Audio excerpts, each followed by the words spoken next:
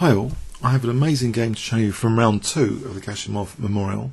The current world champion Magnus Carlsen, 2-8-6-3, was playing Mamedyarov, 2-7-5-6.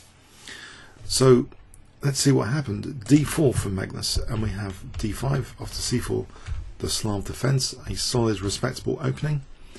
Knight F3, Knight F6, and here Magnus chooses the quiet looking E3.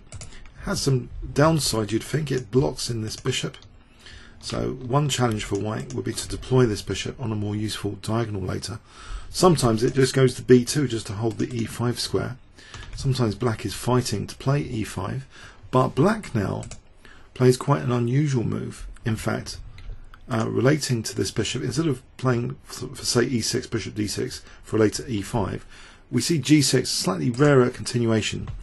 So delaying the fight, and also it would seem this bishop on g7 would be biting granite a bit, biting a solid wall of pawns.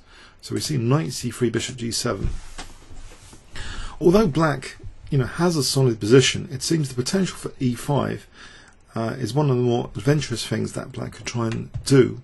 But the fight is suspended for the moment. Bishop e2, another modest looking move, but it prepares against the potential pin which black might use. Both sides now castle, and in fact this bishop now wants to deploy somewhere, but not on this diagonal. So with b6, you might think the bishop's going to play something like bishop a6 or bishop b7. We have now a4, as though a5 is a positional threat, and black deals with this with a5 himself. A slight concern here is now expressed with c takes d5. If black's going to take with the c pawn, that b5 pawn, b5 square rather, seems a bit vulnerable. But this is exactly what black does. He doesn't really want to take with the knight. That's increasing white's central pawns to take with the knight. So we see c takes d5. So white's got a small positional edge here. But what about this bishop? Well, this bishop is now addressed with b3. So the bishop can now come to a3 to put pressure on this diagonal. Black now plays a move which might be slightly risky, on the risky side. Black plays knight e4. There's quite a lot of commitment in terms of pawn structure signals with this move actually, because although it might promise an aggressive pawn, that might have to be supported with something like f5 later if it's just taken a knight d2. Perhaps there's other more prudent moves in the position which could have been considered here, but nevertheless, let's go with the game continuation. So we see quite a commitment because knight takes e4, d takes e4, and then we see knight d2. And it seems, that this is a slightly vulnerable pawn. It can be supported for the moment without f5 by using bishop b7, and that's exactly what's played. A more adventurous counterattack with e5 doesn't seem entirely great here. In this variation, d5 might be possible, and if takes, bishop a3 hitting the rook, and if rook d8, knight c4, and white's got a lead in development here. These pieces haven't yet moved, and it seems white will be doing well. This is an example continuation, just to show you white could have a big positional advantage in this kind of position here, getting the two bishops, and control of the d file is looking very nice for white, 2-to-1 pawn majority. It seems e5 is out of the question. So we have this defensive move to defend that e4 pawn. Bishop a3, and it's very, very comfortable here. It's almost like a reverse French defense if you look at this structure with a nice bishop. In the French defense, it's often, that's the problem with the French defense. This bishop's kind of hemmed in. But here, this is a very, very nice diagonal. Black now perhaps is fearful of white putting more pressure on this pawn. With things like queen c2 and maybe just rook c1 later, getting into the c7 square potentially. Also bishop d5 would be useful in that regard. So this c file is dangerous, but also this pressure here. Black in advance commits another pawn with f5. Of course he's weakening his king slightly. Now there's only these two pawns. That pawn's directly around the king. Also this diagonal slightly weakened, and these can be a source of great tactics later, double attacks, making use of the sensitivity implied by a move like f5. it's often losing games for black when f5 is played, or f4 for white, because of the tactics that it can generate and the kind of weaknesses around the king. But can Magnus actually exploit this? For the moment, he's got a very, very solid pawn structure, like a reverse French, with extra trump cards. This c file, he's faster to it with rook c1. And in fact, positionally, bishop b5 would deprive black of the c6 square. And then white can consider even an infiltration like this to c7. Black plays king h8, which is hardly inspiring. It's getting out of this sensitive diagonal for sure, so in that way it's kind of a prophylaxis move. But here, Magnus now chooses knight c4, and not only tying down the queen for a moment, but also the knight can go to e5. And black dare not take that, even though it would double the pawns. This diagonal will be absolutely lethal, especially in combination with this one. So that would be very, very unpleasant to actually allow even knight e5 here. Because once it's there, then knight d7 is knight c6. So black parries knight e5 and protects b6. But here, there's a kind of weakness of the last move. This pawn technically can go to d5. After that move, black is not covering the d5 square. So a small concession there. But is it actually worth playing d5 in this position, even though it's a legal move? Is it really worth it? Well, you might think the pawn structure is a bit more fragile, and it's not blunting the bishop if it goes to d5. So this is a very, very interesting key moment, a key positional decision. Do we think the advantages of d5 outweigh the disadvantages? What it's doing at the moment seems very useful. Magnus actually chooses to play d5 here. Very, very interesting implications. One thing about this is that if this bishop can be exchanged off later, then the king's going to be a bit vulnerable, perhaps. But another immediate idea is, following on with d6 would kind of expose black's position tactically.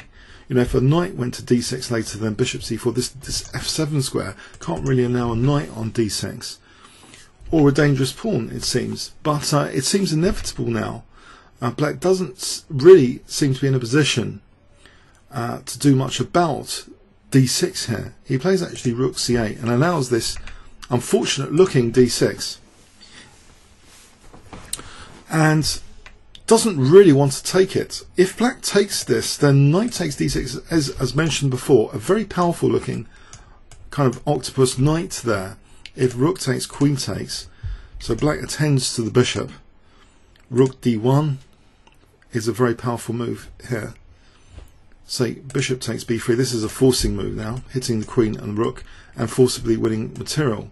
It just shows this is a demonstration of the kind of disaster that could result. Allowing that knight onto d6, winning the exchange is one consequence. b6 is still weak. That's quite a horrible position, for example. So we have this situation where a kind of lesser evil move has to be chosen here between taking the pawn and allowing it to live. But what's the problem with allowing the pawn to be on d6? Well, we'll see. e6 was played. On e5, that might be just another target pawn on e5. The bishop could come back and start torturing e5 perhaps. Or maybe even a shuffling like this against an e5 pawn. So Mamedyarov avoids committing a pawn to e5. He's keeping his bishop clear. But now, what do we have? Well, how does Magnus actually make progress here? Is it worth trying to undermine this pawn structure, and why would it be? I think a key thing about this position is this pawn actually supports some key outpost squares, as well as being a nice centre pawn and nice for the endgame potentially. It might be a liability sometimes if there was more pressure and it could fall off, but it's unlikely. It seems more of an asset. It's controlling two potential outpost squares, but how to get to c7, which seems to be the more convenient outpost square. Magnus Carlsen now plays b4.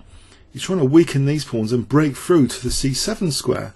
He's immediately threatening taking, and something like queen d2 and a5 would be very vulnerable. So black takes, and now after bishop takes b4, there's now the scope to play a5, and all of this seems to get to that c7 square. We see bishop d5, the knight's protected for the moment, so we see a5.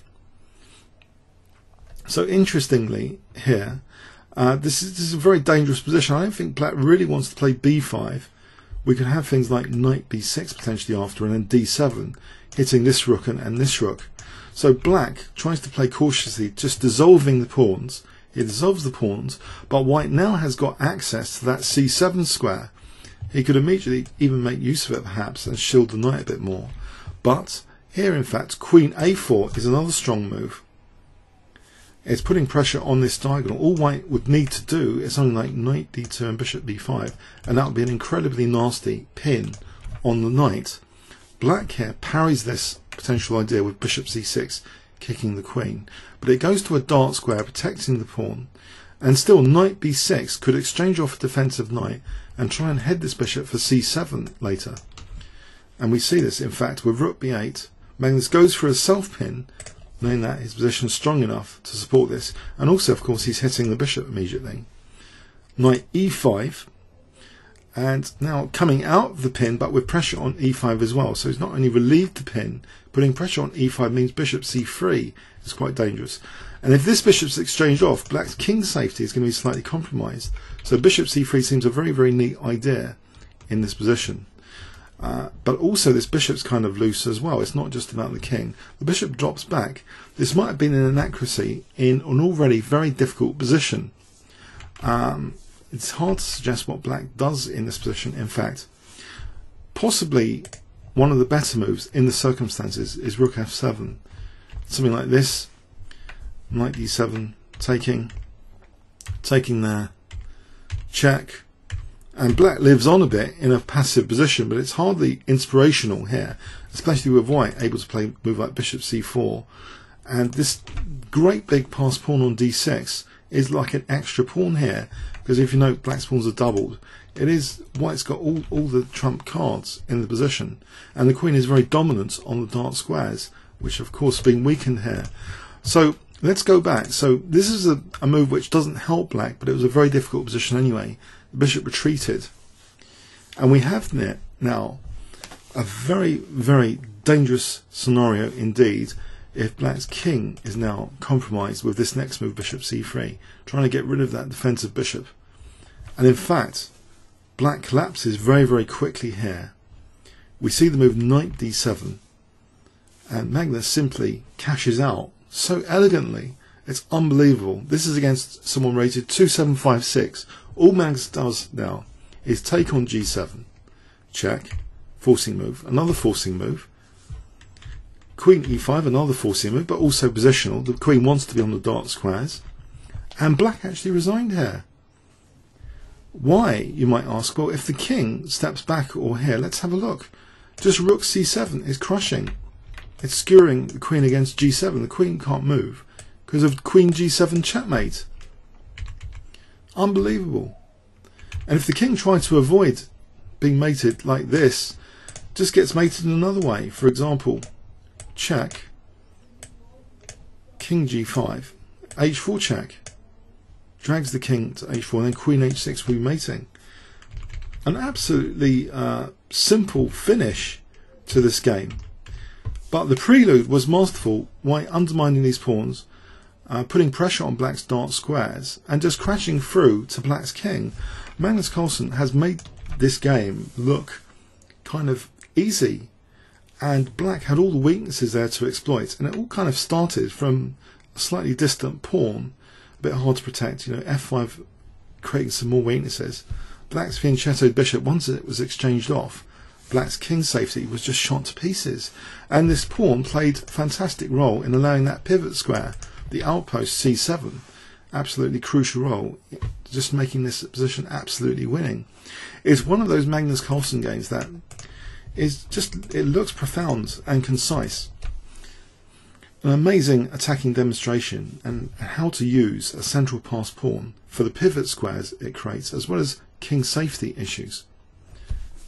Comments or questions on YouTube? Thanks very much.